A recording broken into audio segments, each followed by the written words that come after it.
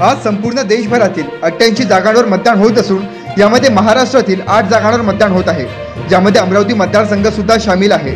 व विशेष म्हणजे अमरावती मतदारसंघातील दर्यापूर अंजनगाव विधानसभा मतदारसंघ हा महाविकास आघाडीचे उमेदवार बळवंत वानखडे यांचाच बालेकिल्ला आहे व त्यांच्याच मतदारसंघातील दर्यापूर शहरातील ward number 2 Maharana Pratap high school या मतदार केंद्र ठिकाणी मतदारांची गर्दी आज सकाळपासूनच उसळत आहे। मात्र 4:30 वाजले असून सुद्धा रेकॉर्ड ब्रेक गर्दी या मतदार केंद्रावर दिसून येत आहे।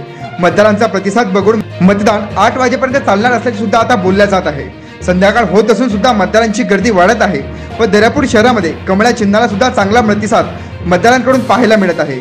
त्यामुळे आता संपूर्ण जिल्ह्याचं लक्ष दर्यापूर विधानसभा क्षेत्रावर लागलेलं आहे।